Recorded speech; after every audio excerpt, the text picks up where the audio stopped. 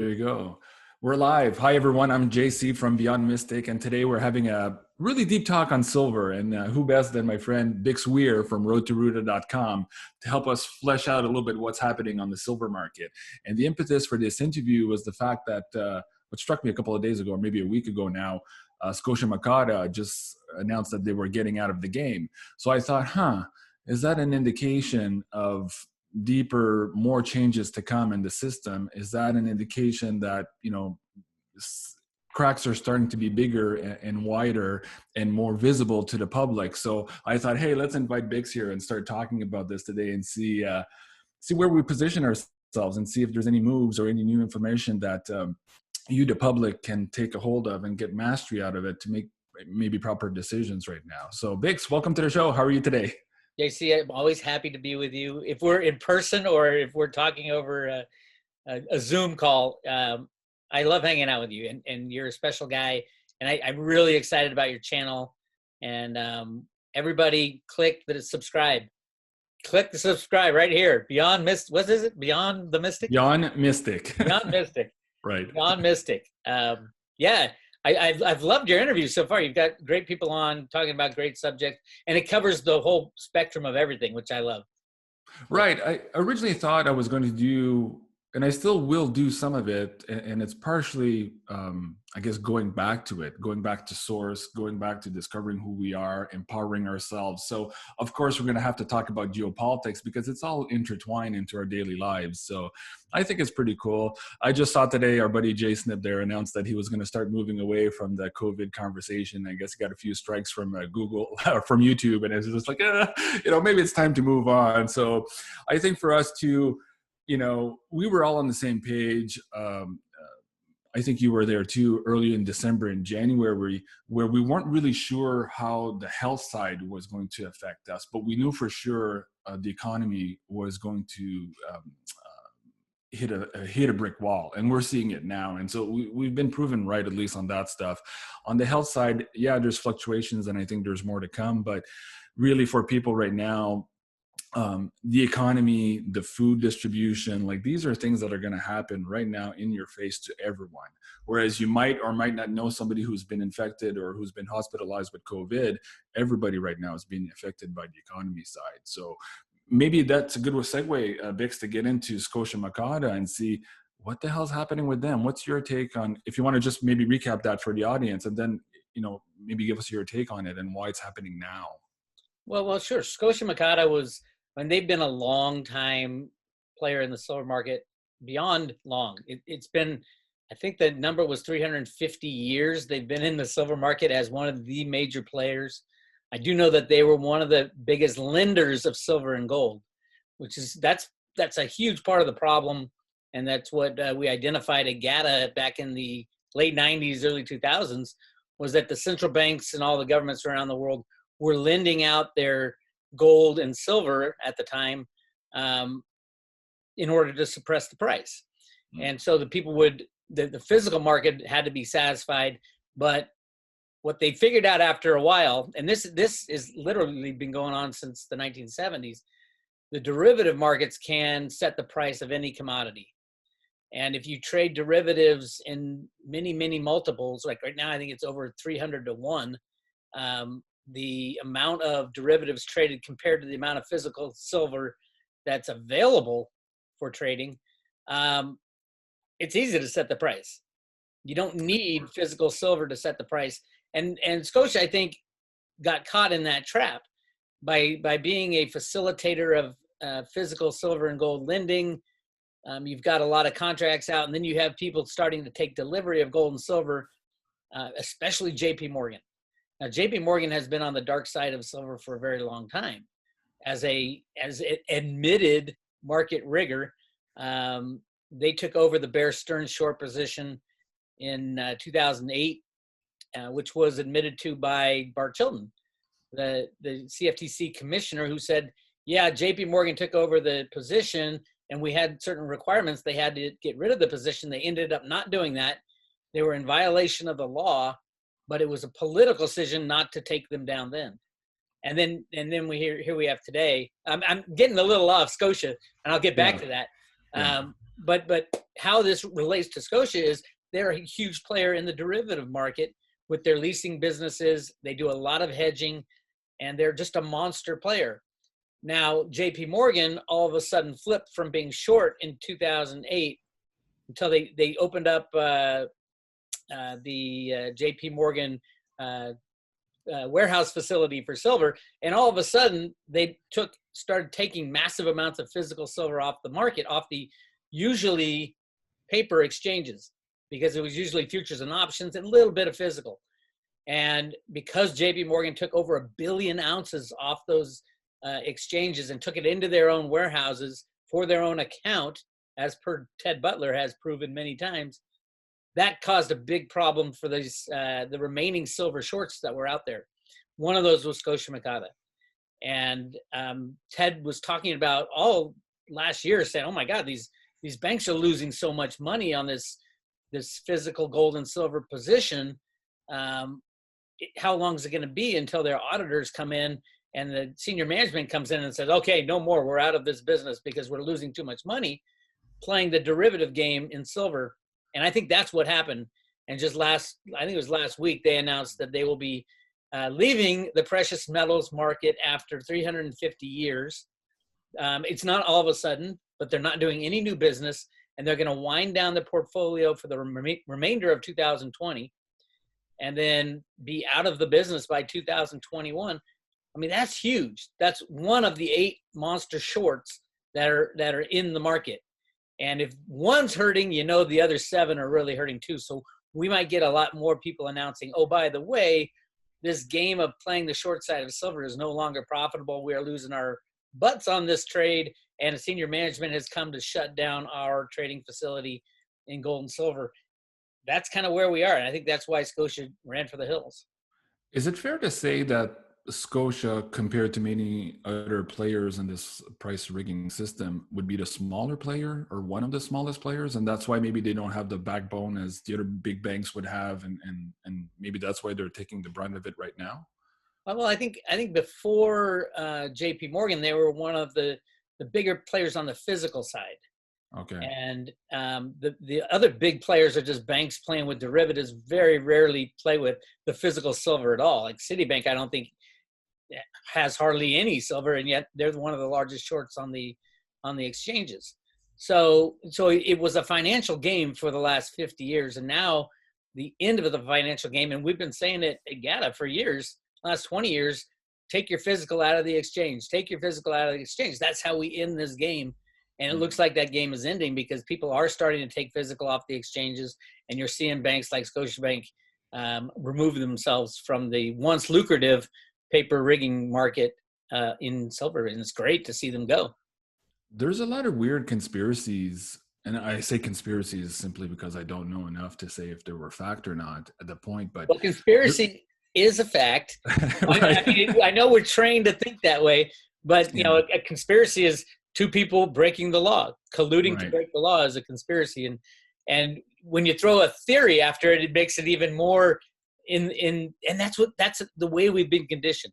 When we hear conspiracy theory, we're conditioned to think, oh, it's not true. It has to be proven to be true. You can have a theory and then you prove it out and it's true or not true.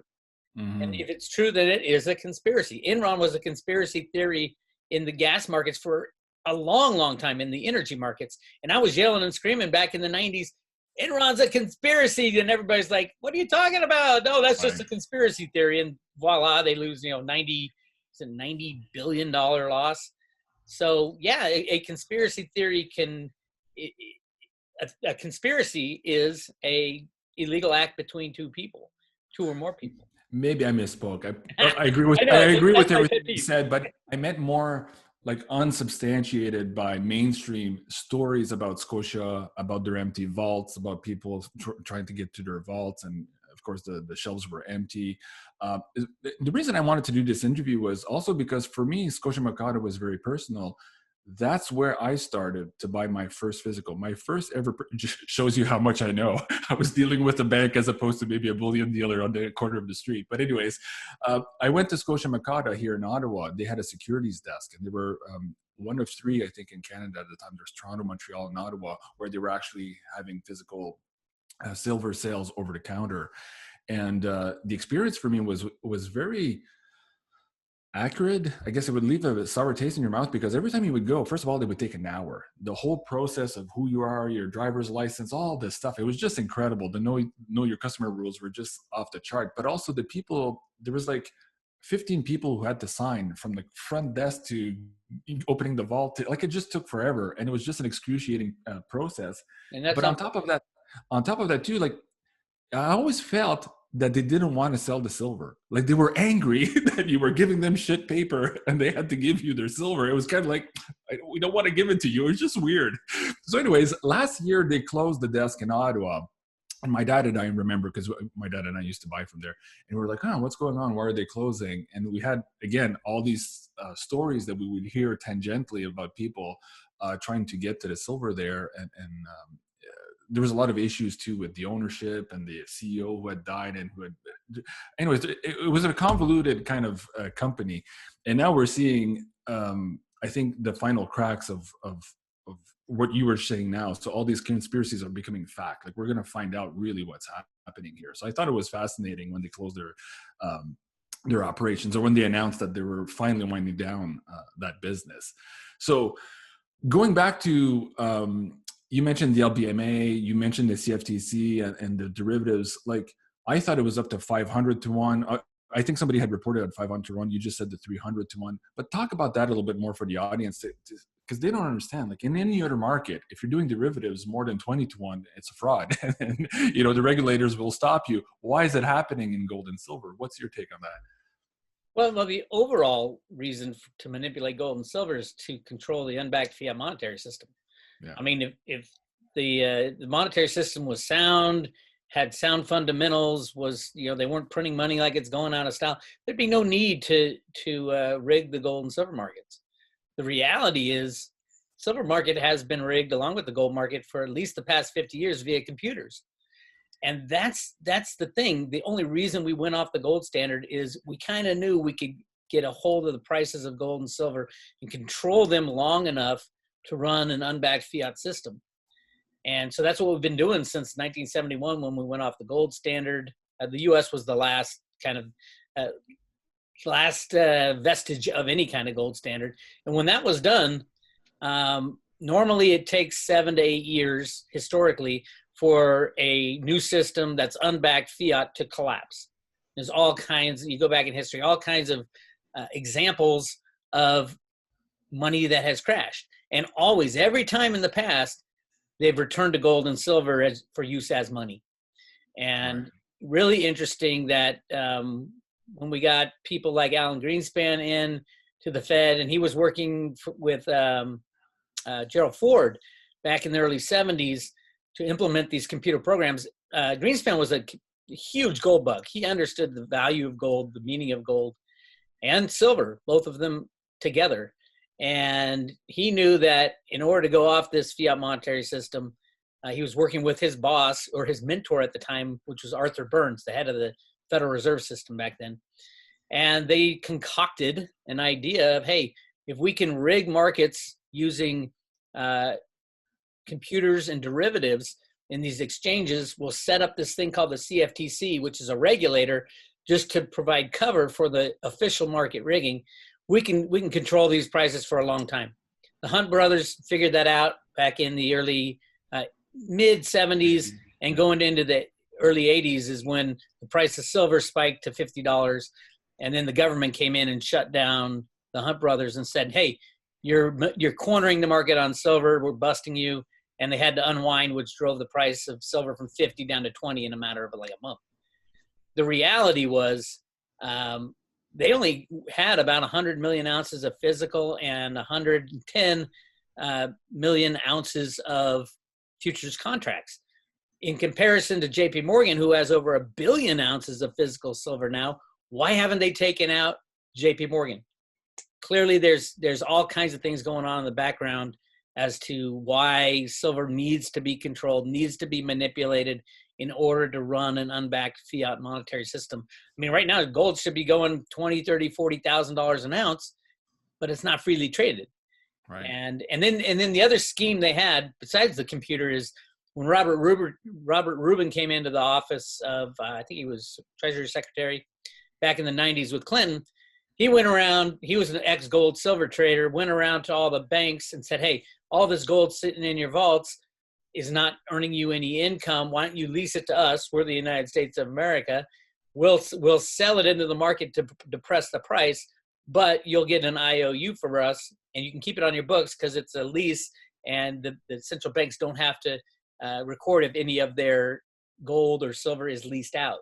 So the leasing game started really in earnest in the 1990s and moved on until the mid-2000s, late 2000s.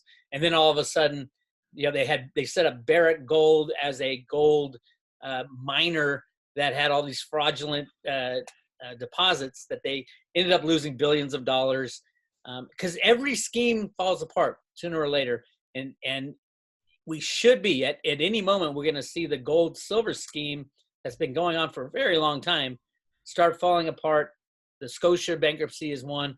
The JP Morgan indictments for manipulation of gold and silver is two. There's all kinds of things that are screaming, it now is the time. So if you can get your hands on some silver, do it. Yeah, we'll get into the physical in a moment, but I want to recognize the work that you've done over the last 20 years, all the articles and the research you've done about the manipulation, your days at GATA, guys like David Morgan, all the stuff. You've been screaming manipulation for years, and the regulators, every time they would open an investigation, they would say, oh, we see nothing there. But yet we have guys who are admitting to spoofing the market. So when you say it's almost over, like maybe get into a little bit more of the RICO charges right now and how you see that maybe developing over the next couple of months and what it really means for maybe the COMEX and some of these derivatives and the market as a whole. Well, sure. The allegations of silver market manipulation have been going on, for 50 years at least. Some on the upside, some on the downside. Ted Butler's work from the 1980s till today. Ted's funny because his proof is so incontrovertible. You cannot poke any holes in his data because it comes from the COMEX and the CFTC themselves. So he uses their own data to prove market concentration, market manipulation, and there's no way around it. So the investigations that have gone on in silver, there was 3 of them. The last one went, I think, for 5 years, and then they ran out of time, basically. Right. It is so important not to disrupt that game for the Federal Reserve System and the Treasury to keep the dollar sound. But now we have 6 JP Morgan traders on indictment for precious metal manipulation. Now they're just scratching. I've read all of the charging documents from the Department of Justice. This is not the CFTC. The CFTC still hasn't said a word about it. The Department of Justice has gone out, and 2 of the traders are turning state's evidence as we speak, or have already turned state's evidence, which got the other 4. They are contesting it, I think, and we will see where this ends up. But when the whole repo crisis hit in September was when, and a lot of people think it was JP Morgan that caused that. That's when the RICO charges, the racketeering charges, were added to the other charges for all 6 of the JP Morgan traders. Now, RICO charges is very unique in that it's a conspiracy. It's basically a conspiracy charge of racketeering. And to have the world's biggest bank be charged with a RICO charge, it would destroy every market you know of. So they haven't pulled the trigger. They haven't even named JP Morgan as the bank. They call it Bank A and Bank B. A, Bank B, and Bank C. Yeah. And I think B and C is either Citibank and or Deutsche Bank. Could be BlackRock as well. Although that's not a bank, that's a kind of a secret hedge fund type of deal. But they're big into silver and gold manipulation as well. Right. So the reality of how far we've come and where we're going, are we really on the cusp of ending the silver manipulation? I think we are. We're a hell of a lot closer than we've ever been in the last 50 years that people have been fighting this thing. So if you're just new to silver, you are lucky because $15 silver is a gift, and the silver gold relationship of 110 ounces of silver gets you 1 ounce of gold has never ever been as skewed as it is right now. Now it spiked to 120 briefly, but historically and in the ground, it should be 10 to 1. If you're talking above ground, it's 1 to 1. There's 6 billion ounces of silver and 6 billion ounces of gold. And silver is absolutely necessary for our high-tech future. So I can give you 1,000 different reasons why silver is the number one best investment opportunity of a lifetime right now at this very moment, because you don't have to deal with, if you're just starting to invest in silver, you don't have to deal with 50 years of manipulation. You just get the end game when it breaks free of that manipulation. I agree. I think we're at the tail end of that. Yeah.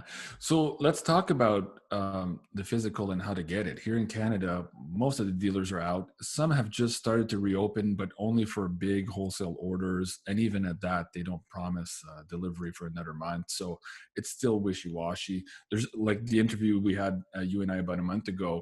There were still a few guys selling on eBay for, $100 or $150 an ounce for one silver maple. Those guys are still at it, but for the most of it, it's hard to find. Now, I wanted to talk to you about this. I saw your interview with Mr. Sheckman from Miles Franklin. So I know that they have a little bit of physical still left and they can deliver. Who was that guy that used to work there? You and I used to read him like in 2012, 13. He and then he sold all this silver, went into crypto, then sold all the. Do you know what that story was? Do you want to talk about it a little bit? Sure. That's Andy Hoffman. That's it. I've known Andy since the early GATA days, and we were never friends, but we were doing the same thing, and we butted heads a couple times, and he's just very volatile, and he worked for Miles Franklin for a long time. And then he opened up a crypto thing when it was booming, and then it crashed. And he said, "I'm out of everything." I think he's still doing crypto stuff. I don't know. I haven't watched his stuff or anything, but yeah. It was the Andy and Andy show over at Miles Franklin. And Andy Sheckman, amazing guy. I've done some interviews with him. Yeah, that's what I was saying. Yeah. If you guys want, he'll tell you what he's got in inventory and what he can ship today. That's what I'm recommending these days. Is if someone has something they can ship right away, do it. If they don't, hang on and try to find someone who does have it. Right now, Andy's got, I think, a bunch of Australian 1 ounce coins. You can get some. Send him an email, andy@milesfranklin.com, milesfranklin.com. And you can put the link in the description for everyone later. And Andy's a great guy, and he's worked a lot with the Road to Ruta people to help them manage the insanity, because I had a lot of the Road to Ruta guys talking to online dealers of silver, and they get this great price, and they say, "Yeah, I got Silver Eagles at $19.50," and I'm like, "Okay, do you have them in your hand?" No, it's about 3 or 4 week lead time. I go, that means they don't have them, and they're hoping to get them from their other person, and voila. And sometimes it comes through, but sometimes the dealers of silver. And we've seen many instances of this, the Mulligan Mint, Tulving, of mints that go belly up and leave their customers sitting. So I trust Andy. We have a very good relationship. And if he says he's got it in inventory and he's going to ship it, he's got it in inventory and he's going to ship it. And if you're looking to buy one coin, maybe subscribe to roadtoruta.com. Do you still do the silver coins with your subscription? I do. Awesome. I have a coin that was made just for Road to Ruta, and it's a picture of Ruta running down the Silver Brick Road with the cave of the Grand Canyon in the side of the mountain, and running towards the Federal Reserve System, which I think will be nationalized. Some people say it already was nationalized, but I think it'll be nationalized when all this. Now this plan has been going on since the early 1900s. So the plan to run the fiat system as long as possible, soaking up all the benefits, which the U.S. has done. We're printing money. There is no limit to the amount of money a government with fiat money can print. And that's the big problem. That's why the whole system should have imploded in the late 1970s. But it didn't, because of the market manipulation of gold and silver and the computer market manipulation of the entire stock market, the bond market, currency markets, the oil market. Everything has been put into a financial computer system and rigged out of the Fed New York and the U.S. Treasury basement, which they have a computer trading floor in the basement of the Treasury. So right now we're running in a fantasy world, along with practically everything else we see in our government and our schools and everything. But Right. how long that will last? As long as they want it to. But it's becoming to a point in the U.S. where it's more a liability to have all this manipulation going on, because other countries, for example, Russia's soaking up all the gold they can. China's already taken all the gold and silver they can get their hands on, and they're printing money just like we print money to buy the real thing, because they know the end is coming. Let's talk a little bit about, and again, for people who are maybe just new to silver, they're thinking, oh, that's not possible, all this manipulation. We wouldn't know. We would have found it. Our government would tell us, blah, blah. And, there's history, and you've done a lot of work on this, of the government lying about silver and where it was and what they were using it for. So let's talk about that a little bit. Your research on the calutrons to me was really fascinating, and how it was moved to the mint to do the special project. And even at that time, there was an executive order or something of sorts to make sure that this news wouldn't get to mainstream media, because it was national security. So right there's proof and evidence that, what we have in terms of silver and what the stockpiles are and where they are and whether or not they're backing the money has been lied about many times before. So maybe let's do a round table on that a little bit. Oh, sure. That's a great story. I was a huge GATA fan, the Gold Antitrust Action Committee. I worked with them for a long time, discovering the manipulations and trying to prove it to everybody that gold and silver were manipulated. And sometime in the mid 2000s, I was coming home from work. I was in the banking industry for a long time, from my banking job, and I was watching TV. And on the History Channel, they had a special show on how the atom bomb was made, the first atom bomb. And I'm like, wow, this is really cool. And I'm watching the show, and all of a sudden they said, yeah, and the U.S. had to go borrow a bunch of the builders of the atomic of the, wait, let me get this straight so I can get it right. There's a place they built, a secret city, and the show is called Secret Cities of America, a secret city in Oak Ridge, Tennessee in the 1940s, late 30s, early 40s, where they built a machine to create the enriched uranium needed for the first atom bomb. In the process of building that, they needed these gigantic magnets, and the magnets had to be made out of silver to enrich the uranium. They didn't have the silver. They needed what they believed at the time was about 500 million ounces, which back then was a whole lot of silver. So what they did, and they said this in the program, is they went to the U.S. Mint, the U.S. government, and West Point warehouse facilities, and borrowed the silver to make these things called calutrons. The calutrons were these magnets. Literally, these are industrial size, huge size of building type magnets to enrich the uranium. So they did that, and they brought 500 million ounces of silver to Oak Ridge, Tennessee, melted it down, and made these gigantic magnets. And there's pictures of it. It was all on the show. I'm like, oh my God, this might be where all this crazy silver is coming from. Because we thought in the late 90s, we thought, oh, silver must be running out. Warren Buffett bought all that silver. Where are they going to get silver to keep this game going of manipulation? And then voila, in the late 90s, they shut down this facility. Now, it turns out, after you read a book by a guy named General Lindsay Groves, he wrote this book called Now It Can Be Told, about the making of the first atom bomb. And he said it wasn't just to have a billion, it was up to 3 billion ounces of silver that they took out of the U.S. Treasury that were once backing the silver certificates back in the 1940s. Right. And he said in his book, this is a general who was in charge of the Manhattan Project. He said it was one of the most important things we did was to make sure that nobody knew that there was no silver backing the silver certificates back in the 1940s. Now, the story was in the 1950s, after the war, they tore down that silly old facility, and who needed nuclear power, right? Who needed nuclear bombs? They tore it down and replaced it with a copper. It's complete bullshit. It was a complete lie. And actually, years later, we find out in the 1990s, they actually did tear down the Y-12 facility because there was a different way to make enriched uranium. And there's proof in the USGS, which is the U.S. Geological Society, that there were massive amounts of silver exports from 94 through 98 or 94 through 97, massive amounts, like triple our normal exports right at the time when they tore down this facility. So basically they tore it down because they needed the silver. This is one of the most important military facilities ever built in the world. And was there a correlation between the amount of exports and the amount that was purported to have been used in this facility in terms of silver, in terms of ounces? Was it close or?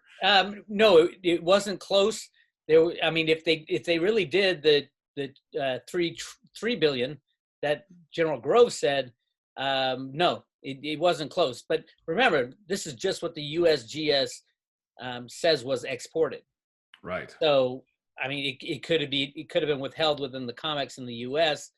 and it could still be at the U.S. Treasury. Nobody really knows, but everybody was wondering where all this extra silver was coming from the 90s and the early 2000s to satisfy the physical silver market, and that's where it came from, the 3 billion ounces. Right, because there was a deficit every year between what was mined and what was being used. So we were saying, well, where's all this silver to fill the deficit? So maybe some of it came from that. And you know what? This is a good segue, and thank you for that story. Maybe part of that silver didn't go back to the COMEX either. Maybe it went into other technologies, and maybe we could talk about this a little bit. Because Cliff High keeps talking about this sci-fi world that's coming up and the use of silver for new electrics and all that. And here we have a perfect example of having to use silver for these big magnets. And if I'm not mistaken, they had tried to do these magnets with something other than silver first and realized they actually needed the silver to make this work. Is that correct? No, not really. They said they wanted to use copper, but because of the war, there was a shortage. So they had to use, that was their excuse. They had to use silver. The copper doesn't conduct electricity as well as silver does. So that wasn't true. As a matter of fact, the first facility called the Y-12 facility that they built didn't work right away. They had to rejigger everything. Then they finally started working it, but it didn't make enough, and they had to build another facility called the B facility, I think it was called, or YB facility, where it made even bigger calutrons using the rest of the silver. So yeah, I mean, and it's a big military secret. So I understand why they want to keep this from everybody.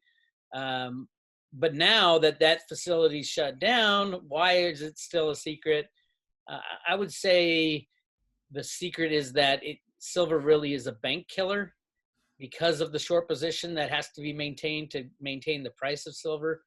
You're talking about 27 or 8 of the largest banks in the world are short silver and can't get out of their silver short position. So if you have just one of those banks like Citibank go down because of their mismanagement of silver, you've got a systemic bank going down and their derivative book blows, and that causes all kinds of havoc, the things they tried to avoid in 2008. So I think it's coming. I'm not so sure that it will be silver that is the thing that knocks down the system now, because there's so many other things that could do it. Price of oil, the fact that half the economic system isn't even working, and yet the stock market is still over 20,000 because of market rigging. That's a big thing. And everybody's sitting there saying, oh my God, thank God I have my stocks and bonds. Well, if an economy doesn't function underlying a stock market, and all those stocks are, those are businesses that have stopped running, why is the stock market still over $20,000? It has to do with Steve Mnuchin's market rigging mechanisms at the Treasury. Right. Because you would think, like, who's buying right now? If you're going to go buy stock in a company, you're looking at the price earnings ratio, you're looking at your dividends, and right now, if you look at all the indications, manufacturing, jobs, velocity of money, Baltic Dry Index, everything's crashing everywhere. So how could these stock prices be so high? It's kind of like in 2007, just before the market crash, you were seeing all these derivatives and mortgage-backed securities. It's worse. Yeah. During the crash, we're seeing elevated stock market when everything's shut down, and there's really not a lot of hope for a lot of these companies ever to get back on their feet, much less back running at full speed. So it just is, for a lot of people in the conspiracy world, is just more proof that the numbers we see in financial markets are all artificial now, Yeah. all done with computers and derivatives. The Fed is even buying ETFs now. They started that last week. So what is real? What is not? Physical silver is real. Physical gold is real if it's in your own possession. Right. Cryptos are real if you buy the right ones and hold them the right way. Right. So yeah, it's just more confirmation that the system we were living in wasn't real. It was all a fantasy. Yeah, I think a lot of people are waking up to that too, but they just don't know. They're trying to hold on to something that's bolted to the floor because there's so much bullshit going on, and just crazy valuations when you look at the market right now. It just doesn't make sense. And a lot of traders I know too that are like, we can't make heads or tails of it. We're still investing and dealing with the market in front of us. We're either shorting it or we're going long, but still they're like, it doesn't make any sense. Yeah. And then it's human nature to chase price appreciation. So Right. when gold and silver are finally cut loose, there's gonna be nothing to stop it, because people will see the price going up, and all of a sudden people start getting in, and those who know what was going on aren't going to sell No. until things level out. Where will that be? I think silver up in $600-700 range, gold probably about $20,000 range. So Well, let's talk about that a little bit. You've done a lot of work with the Road to Ruta timeline. So I know that in the last couple of months too, you've readjusted based on this COVID-19 economic fallout. What do you see on the horizon for the next couple of months, both in terms of silver and gold, but also the market in general? Well, I've done a few timelines in the past, and they've been pretty good, pretty accurate, but this was the hardest one by far, because we're going to go through something that has never been experienced by humanity, and Right. that's the failing of a global world reserve currency, failing of the system itself, not necessarily companies or banks or mortgages or housing. The whole system. We were in the everything bubble at the end of last year, and a lot of people kept saying, "Oh, that's an everything bubble." Well, we're going to see the ramifications of an everything bubble popping, Right. because they're all interconnected. And like Steve Mnuchin has a whole lot of balls in the air right now with his market rigging. He was, by the way, Steve Mnuchin, the U.S. Treasury Secretary, was the head of computer market trading at Goldman Sachs before. So it's clear that that's why he was put in that spot. He's the computer market rigger. Right. And how much can he rig? He's got a lot of things to rig. He has to rig every day. And a lot of people to do it at the Fed and the Fed New York and Treasury and the bullion banks. They work with all their prime dealers, is what they call them. They work with the prime dealers to give them kind of the insight, because it's all a game, and they just got to. The key is, though, they got to keep printing money. And you look at the Fed balance sheets over 6 trillion or getting to 6 trillion. They've pumped 3.4 trillion just to support the banks, and nobody's really saying anything about it. And the weird thing about that's just what they're admitting to. So 5 trillion new to the balance sheet. I mean, in 2008, they admitted to the TARP program and a couple of other things, but it was only until 2012 where we realized, holy fuck, how many trillions they had printed in over-the-counter derivatives and all this stuff. So yeah, it was like 29 trillion, and when you did a kind of forensic on what happened. But that's the other thing is, when you're dealing in a faith-based system, the U.S. has been printing money behind the scenes and not telling anybody since day one. Yeah. Probably in the last 20 years, China and Russia have been doing the same. And now pretty much every country will print as much money as they want and just announce, little bits of it. And that's the faith-based system. Nobody trusts the U.S. anymore. Why does anybody trust that Steve Mnuchin would not print $3 or $4 quadrillion to start a secret space program or anything the U.S. needed? It's a faith-based system based on it's also based on the agreement between a lot of these countries that they're still going to work with the faith-based system. That faith is falling apart. And I'm sure that they could give everybody in the United States, why not give everybody $1 million each to start off with, and then 2 million, and then 7 million, and you won't have any inflation because they can lie about that too. So everything is falling apart. And Catherine Austin Fitts did some great work with the Mark Skidmore Skidmore. guy. Yeah. Yeah. Finding 22 trillion. And I think they're up to almost 40 trillion now of reported expenditures that were not recorded. Right. It's like they're spending money, but the money isn't anywhere. How is that possible? Because it's all a game. It's all a faith-based game. I'm having another interview coming up, a couple of interviews coming up on the extraterrestrial factor. And so for a lot of people, they might say, what does that have to do with anything? Now JC, you're going way too woo-woo. But like, oh, wait a second. Because even Catherine Austin Fitts, as she was doing all this research for the last 10 years, every time she'd go and butt to the numbers and they don't make sense, there would be somebody in the room saying, this is not a closed system. Meaning there's another system. And so what's your take? You just mentioned it now, Trump's Space Force. Do you think this is a way to maybe put back on the books something that's been in existence maybe for 50 or 80 years, but we're slowly putting it back on the books so that we can account maybe for all this money? Is that part of the this announcement and this new disclosure of type, like official drip disclosure that we've been getting over the last 2 years? What do you think about that? Definitely, it's part of the disclosure, drip disclosure, as you said. I hope everybody understands that the ET stuff is absolutely 100% real.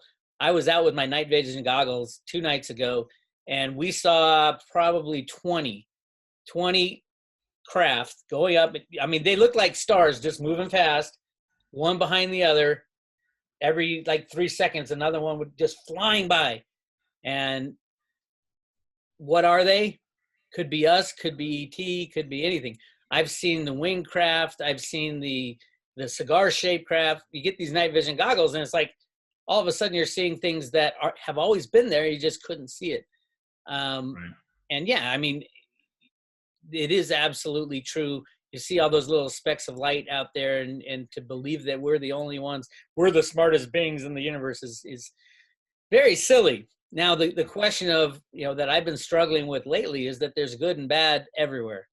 Right. So there's good and bad ETs out there, and from what I hear, it's the bad that really has been focused on the pedophile and sucking the whatever they're trying to get out of humanity, and that have run this deep state program, and so we are battling. Not only are we battling the bankers and the politicians, we're also battling a force that has controlled us off planet. Right. But at the same time, if there's good, there's bad. So I think there are good ETs, shall we say, who are working on that part, and on the spiritual realm.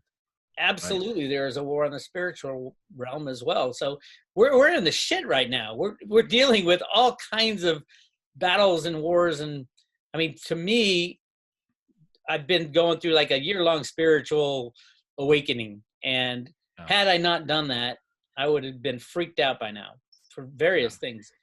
But it really does tell me that hey, we're here to experience. We chose to come down here. We're living an experience that we can learn from, we can grow from. Ultimately, in the end, wasn't Gandhi that says nothing really matters, but it's very important that you do it. Right. And that's kind of when you think of a bigger picture, and we're here fighting the daily fights, but in reality, which is reality, not our reality, not our physical reality, but the spiritual reality. There's wars go on up there as well. But ultimately, I always feel in my heart that good will always conquer evil in the end, and that we will take care of this problem and move forward on a good basis.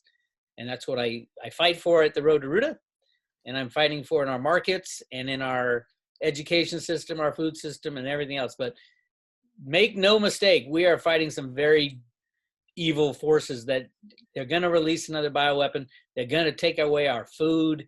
That's the latest thing. So you got to just keep fighting.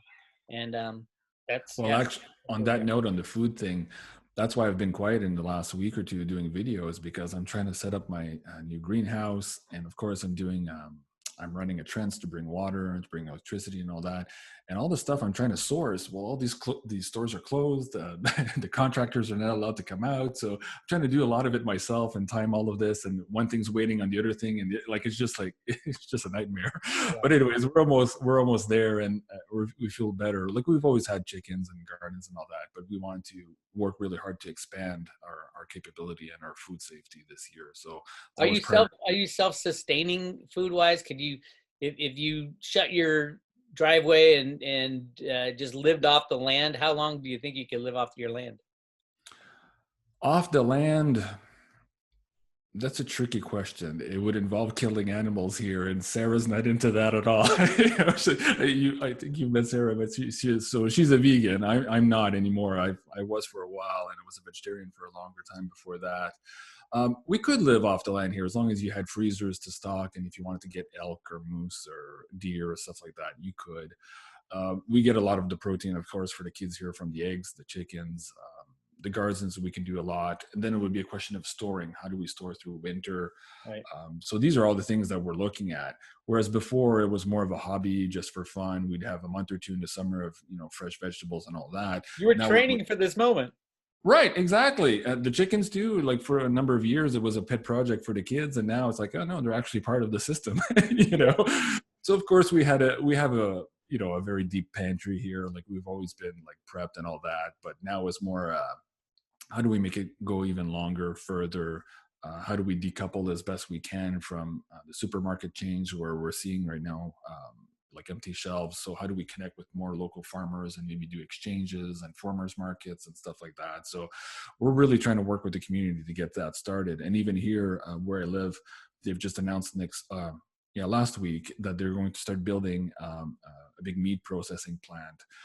Because a lot of our stuff here is shipped to China, processed over there, brought back here and all that. So you could tell there's some I'm cautiously optimistic, but there are some local politicians who are thinking forward and realizing, hey, we have to make our own, because otherwise we're going to be caught with nothing here. So what's the deal with Canada? I mean, in what respect? As far as the difference between the United States, the freedom fighters and individuality and all that stuff, what's the deal in Canada with government and how the people relate to their government? I would say, generally speaking, we have some, but generally speaking here in Canada, we don't have a very strong alternative media and like USA Watchdog, for example, or all these guys that you guys have in the States to really have an opposite view or an alternative view of what government is doing. You have a little bit with Fox News, but most of it you get from the alternative media.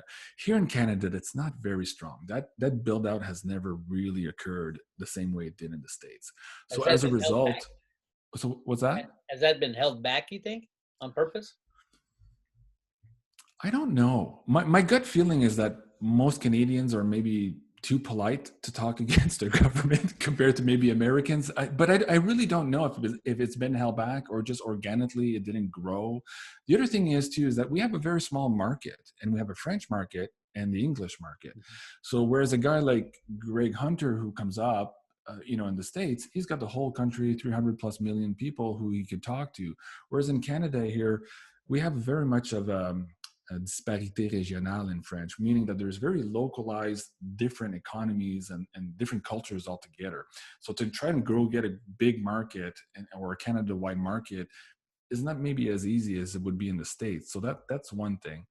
But so as a result of all that, it seems like most, I guess, and I don't have the stats in front of me, but it feels like Canadians have more of a tendency to still watch and trust their mainstream media as compared to the Americans. So of course they're more into, accepting and being the pliable electorate that Hillary Clinton wanted during her election, right? So we see more of that, I guess, here in Canada. Does that answer your question? It's a really complicated one. But again, I think it's also about the cultures. Between Quebec, You know, that's a big portion of our country, and they have a very, very different culture than the rest of Canada. So we speak different languages, and we speak different regionalities in terms of the fishing in the East Coast, the oil sands, the farming on the West. So, you know, it's very different from one province to the other. But I think it's changing. I mean, we're not as gullible as we were, just like everybody else on the planet. Everybody's waking up, but there's still a long ways to go. And I'd love to see more. There's a few, and I don't want to name them because I'll forget some and then they'll be angry at me, but there's a few really good Canadian guys who are doing alternative media as well, but they just never seem to get that traction. Oddly enough, they get a lot of traction from the Americans, but not from the Canadians. So it's like the Canadian audience is not supporting them as much as we would love to. So that's that. That makes sense. What was that point you made about the ET stuff? I just find this fascinating because I'm having an interview coming up with Dick Allgaier. We were just talking yesterday or the day before about there seems to be an intervention, maybe at more than one level, and what it means for us on the planet. And I've always thought, when you look at all the data and it still doesn't make sense as an analytical guy, I know you are as well, there's always a piece of the puzzle missing. Mm-hmm. And so going back to the ET, or maybe not necessarily ET, because you said earlier, you see these spacecraft and some of them might be ET, some of them might be ours, but they're 100 years ahead of what we're being told that the government has. So that would explain a lot. Because when you look at this system and all this money that Catherine Austin Fitts has found, that it seems to be a system of money that's just funneling and taking from everyone, but where is it going? A lot of people in this alternative world will say, oh, well, it's going up to the Queen or the Pope or the Rothschilds or whatever, right? We're paying it forward. I'm like, yeah, but what if there's something else we're paying forward to? Like, what if we have bases on the moon, on Mars, on Jupiter, whatever it is?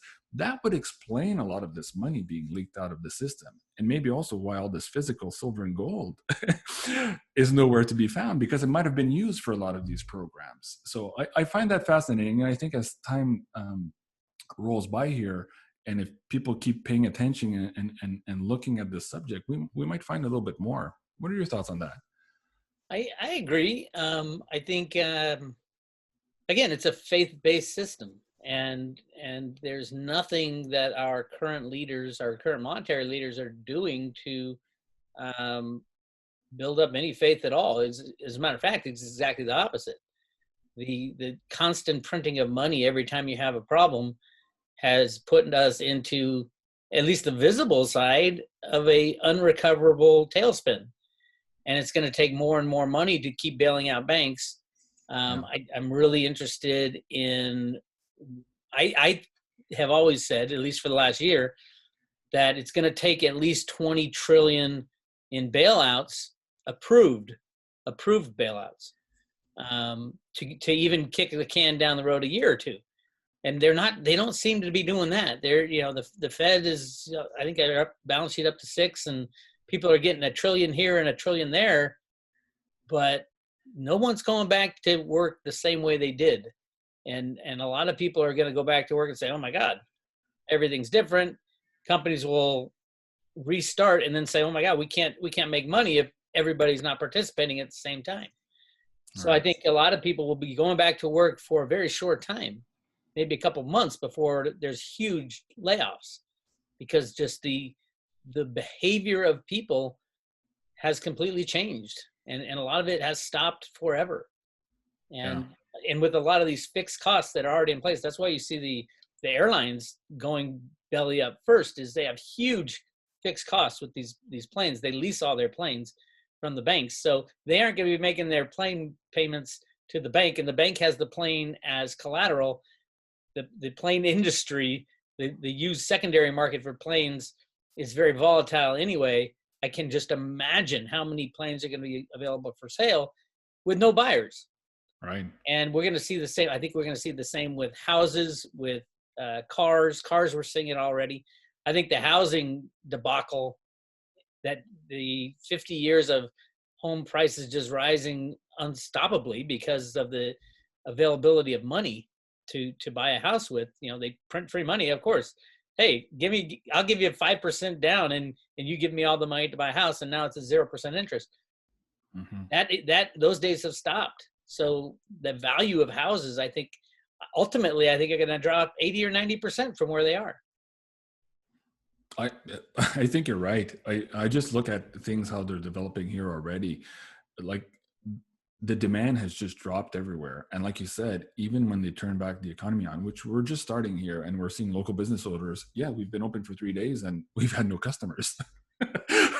So now they're paying hydro and heat and all this stuff to reopen, but nobody's coming. So like you said, the habits of people have changed, and still people are timid to go out. There's still a lot of fear that, you know, they might catch the virus or transmute it to somebody else. And now we're talking about a new strain of the virus, like you said. It leads me to a question though, and maybe we didn't talk about this in the pre-interview, but who benefits from all of this? You know, because there's the good guys, the bad guys, get out of Trump, all these little conspiracy theories, the 5G, blah, blah, blah. But who's really benefiting from all of this chaos and all of this destruction right now? What are your thoughts on that? Well, I would say, you know, whether or not it was the virus was released on purpose, I do, because of the timing, I do think it is an orchestrated thing. And who would benefit is the people who want the system to change, the people who want, obviously the Democrats want to use this to take down Trump, but that's a very small part of the much larger equation of, I would say, a socialist plan to make all humanity subject to the government's power over them, because right now they control all the strings, all the money. We can't print our own money, and they can. And that's going to be the freedom part of this thing coming down the line, because they're going to keep, I mean, the Democrats are just drooling on the destruction of the economic system. They want socialism. They want everybody on the dole of the big government. When it comes down to when the money stops moving and somebody stands up in Congress in the US and says, no, we're not going to give the next 10 trillion to this industry that's failing, because all industries are failing. We'd have to give 10 trillion to everybody.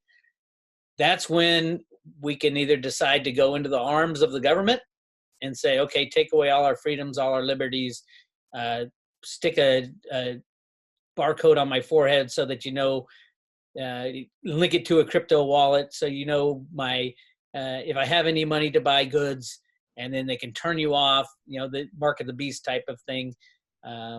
Make me bring a card around that says I've been vaccinated. All that stuff that we'd say, no way we'd get there. That's how they get us there.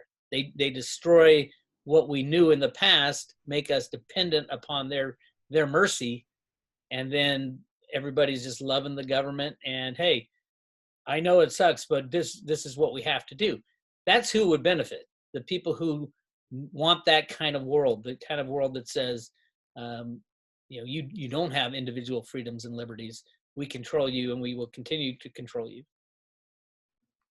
Okay. I'd rather think that the people who benefit, maybe at the end of the day, is humans, or the waking up humans who realize that if we break free of that, of what they want, yeah, absolutely. Oh my God, can you imagine a world where people say, oh my God, I'm free. I didn't know all this stuff had happened. I didn't know my past. That's right. There's so many hidden agendas and so much hidden history. When we find that out, that's going to be huge for humanity. And we can think of each other as, you know, we're sovereign beings.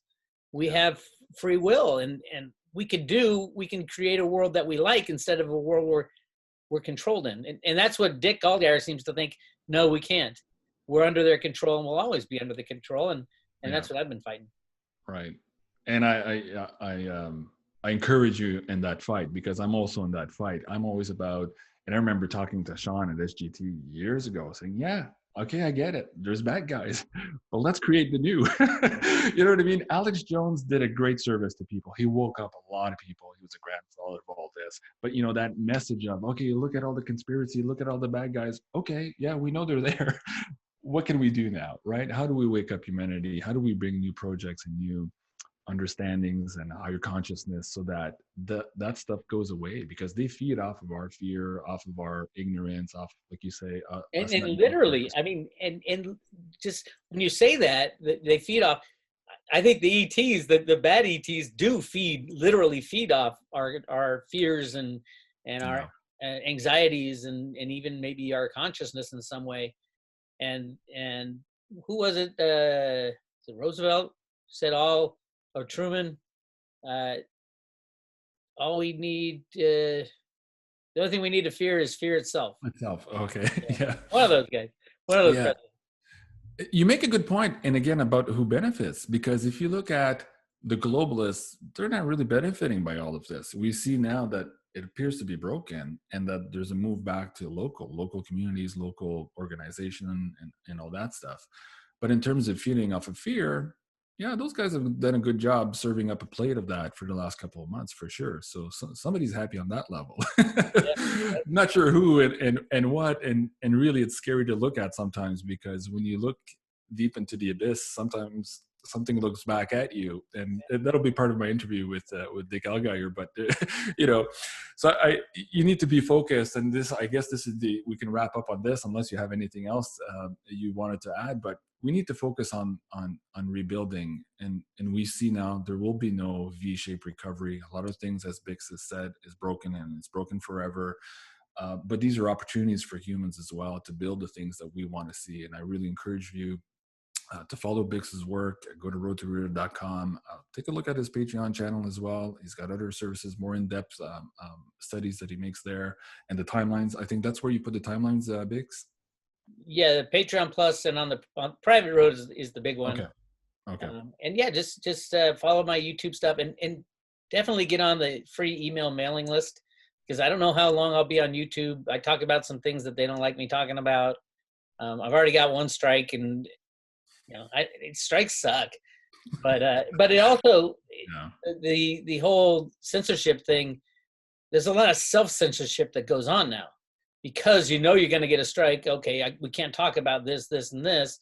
Right. And that's what really screwed up Cliff High's data, is the self-censorship, because of the real censorship that was going on at YouTube and on social media. So, again, it's a big fight with a lot of different people looking to take our liberties and our freedoms. And at the end of the day, I think we're going to win.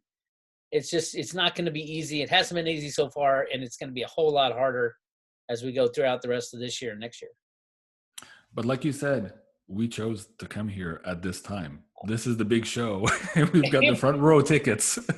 and that's a great way to think about it. I mean, if you think about fighting the Rothschilds and the Rockefellers and the ETs, you think, I can never win that fight. You can. You've already won it. You're a spiritual being having a physical experience. Exactly. And when you leave this experience, you're going to go check out how you did and the things you fought for, and the people you affected by being here, and all the lessons you came to learn can be learned if you choose to learn them. And ultimately, if you stand back far enough, you get to the Gandhi point on it's what you do doesn't matter, but it's important that you do it. Exactly. Well, folks, I think that's it for today. If you like this interview, please hit the like button. It really helps support Bix and I in growing our channel and getting maybe around some of those algorithms on YouTube so that we can reach more people. And please help us share the message. And for that, you need to forward the video to somebody you think might be interested in this topic. And maybe we should encourage Bix too. I'd like to, anyways, encourage people to write comments down and have the conversation about this stuff, and maybe more about the ETs, and maybe let us know what you guys want us to talk about next time. Maybe we can feed the next interview with some of your thoughts out there in the audience, because we really do, and I know Bix is big on this too. We want to build this community, and we want to build this dialogue with you guys, and I think that's key to rebuilding the new earth that we're heading into. We really need to be talking like adults and sharing responsibly. I'll say that, in our comments for everyone. So anything else, Bix? I'll let you have the last word before we close out. No, I'm happy to talk to you. Maybe we could do ask all our followers we'll do a Q&A where they send in questions, and then we'll sit and we'll chat about them.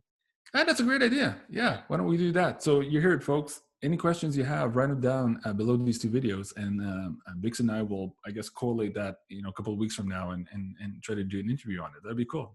Yeah, a fun experiment. Yeah. And you can, for me, I have I think it's 100,000 mailing list now, And if you get on the free mailing list, you'll have access to send in questions and stuff like that. I can't get back to most people. I get ridiculous. I can't even show you the amount of emails I have even unread, because I even gave up deleting them after a while. It's over like 10,000 emails unread. You're right. It's crazy, but if you submit questions, we can filter through those and then pick out 10 or 20 of the best ones for both of us, and we can have a great little chat about what's on the minds of everybody out there. Awesome. Sounds like the plan. Well, thank you very much, Bix, for being here today. It was a great chat as always. Much love to you and Amy. I hope you guys stay safe out there, and take all the preparations and the time you need to enjoy life too. Like, that's important too. We can't succumb to all this fear and all this propaganda stuff. We really need to also enjoy life and take the time to do that. So, all right, everyone at YouTube, thank you for watching, and we'll see you soon.